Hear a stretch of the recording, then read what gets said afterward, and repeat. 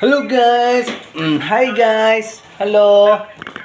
Guys, yung batang makulit guys, kumakain ng ano. Uy! French fries. French fries, wala na.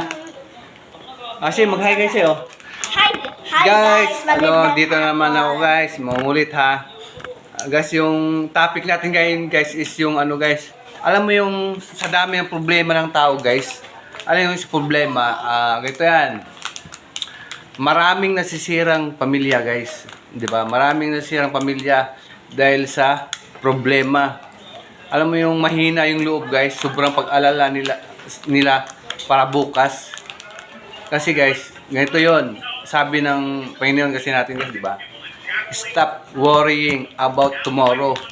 Huwag daw tayong mag-alala guys para bukas o sa mga araw, the future, ganun, 'di ba? Huwag tayong mag-alala. Alam mo guys, kung talagang naniniwala ka sa ano, yung bang parang tipong kung ibibigay sa iyo para sa iyo, yung ganun guys. Kasi alam mo guys, ang Panginoon kasi ganito yan eh. Naniwala pa kayo na kahit anong sikap ng tao, guys, kung ayaw ibigay sa iyo, hindi, yung parang kung para sa iyo, parang ganun, di ba? Kung ayaw ibigay sa iyo guys, hindi talaga ibibigay sa iyo guys. Yun yung paniniwala ng natin, yung iba. Meron ding iba na hindi naniniwala guys kasi sabi nila tawag doon, katuwiran nila kasi ano eh. Lihok tao, yung alam mo, kumilos ka tao, tutulungan kita parang ganun, di ba? Uy. Asya magwas na kayo ng hands nyo dali. Ganun guys, di ba? So ibig sabihin nun guys, ano sila, yung bang parang kung hindi nga talaga kikilos yung tao, hindi tutulungan ng Diyos, di ba? Yung parang asan tayo, oy, yung ganun, di ba? Which is mali naman 'yon. Kasi ang totoo talaga dito, guys. Yung ibig sabihin ng ano, guys, yung ibig sabihin ng Diyos noon, ano?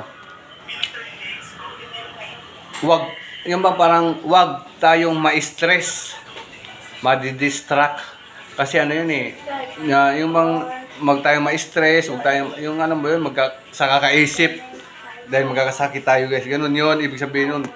Para hindi tayo makagawa ng masama sa kakaisip na, uy, may ano tayo, may ganito, ganyan, di ba? Yung parang nag-aalala tayo para bukas, di ba? Bukas, kaya bukasan, ganun. Nag-aalala tayo dyan eh. Kaya, alam mo yun, nag-aaway na yung pamilya,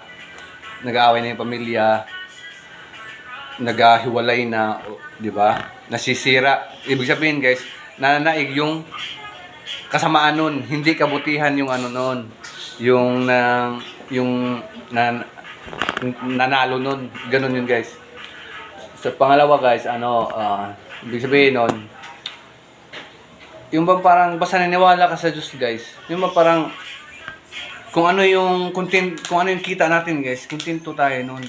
Hindi naman, kung may bibigay na malaki, di ba, di mas maganda, ganun yun eh. Ganun yung ibig sabihin nun guys eh. Diba? Kaya sinabi ng Diyos yun na huwag tayong mag-alala para bukas. Tabako itata yan Yung sinabi ng Diyos yun guys kasi ano yun guys eh.